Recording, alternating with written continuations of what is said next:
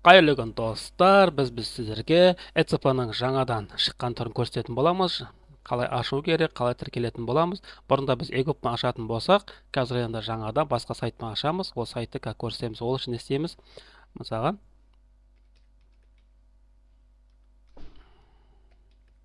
открыть ECP онлайн деп жазайық.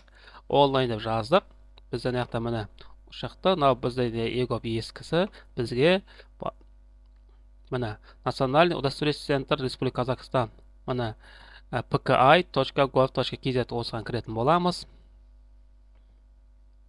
Міне осылай кірдік. Кіргеннен кейін міне получение ключа ECP без почтен соны басатын боламыз.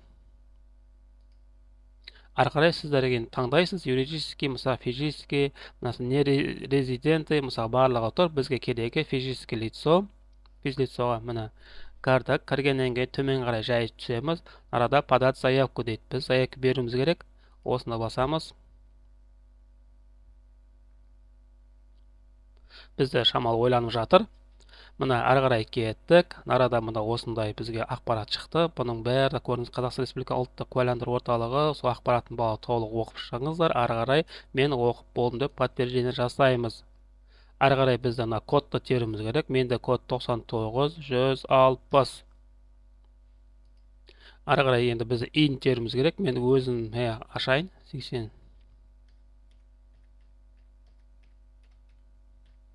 Мен өз инімді тердім. Тергенде менің толық аты жөнім барлығы шықты. Біз подтверждение береміз. Подтверждение бердік.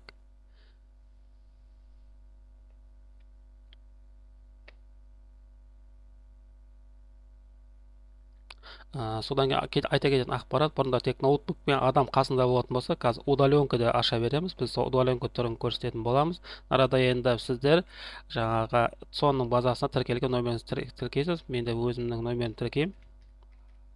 Соған SMS келеді. ECP ашатын адамға SMS-ті айту керек бізге.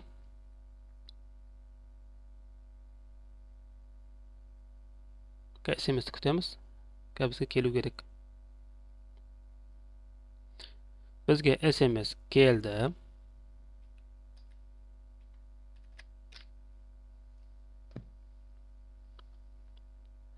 Арада бізді енді камераға қосасың ба дейді. Бізге керек емес камера, өйткені біз удаленка басқа адамға жіберетін боламыз. Және де бізде компьютерімізде камера жоқты. Блокировать етеміз.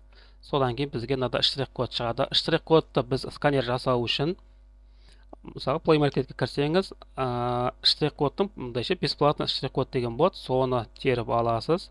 Содан сканер жасаймыз. Бүйтіп жаймен ғана мына компьютер сканер жасадық, және де бұны копировать етіп жаңағы керек адамымызға WhatsApp-пен жібересіз. Ол кісі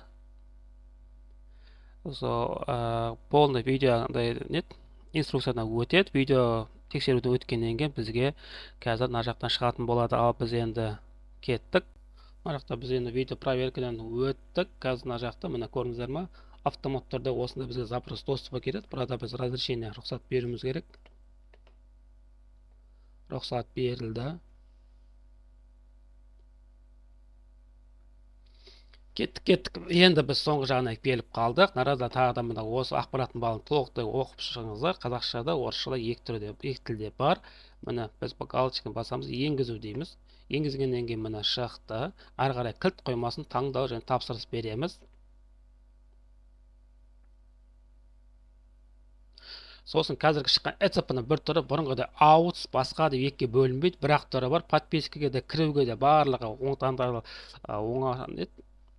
жақсы болған. Біз арада таңдаймыз, қай жаққа ашуымыз керек. Папканы таңдаймыз. Мысалы компьютерге кез келген жеріне сақтасаңыз ал болады. Біз мысалға мен т-ға сақтаймын. Т-ға өзіміздің папкамызды ашып жаңадан. Мысалға мен өз атымды сақтап қояйын. Сақтаймыз. Сол папканы көрсететін боламыз. Ары қарай құптау дегенді басамыз. Арада бізге енді пошта сұрап отыр. Пошта термесеңіздер де болады. Ары қарай кетеміз. Ары қарай көріңіздер, жеке тұлға аты жөнінің барлығы шықты. Арада енді PDF форматына жүктеу барлығы көрсетіліп тұр. Міне жаңарту дегенді басамыз. төмен қарай өтеміз. Сертификатты жүктеу. Ал бізге енді құпия сөзді айт деп отыр. Құпия сөзді біздерге мен көрсетпейді. Өзіңіздің кез келген құпия сөзіңізді жасасаңыз болады. Мен өзімнің үйренген құпия сөзімді терейін. Бірнеше әріп бас әріппен жасасаңыз да болады. Мен құпия сөзімді тердім. Міне қызметтер өтімі статусын тексерді. Сертификат сәтті орнатылды. ЭЦК кілті қолдануға дайын. Ал біз енді кеттік. Мой компьютерге кіреміз. Жаңа ашқан папкамызды ашамыз.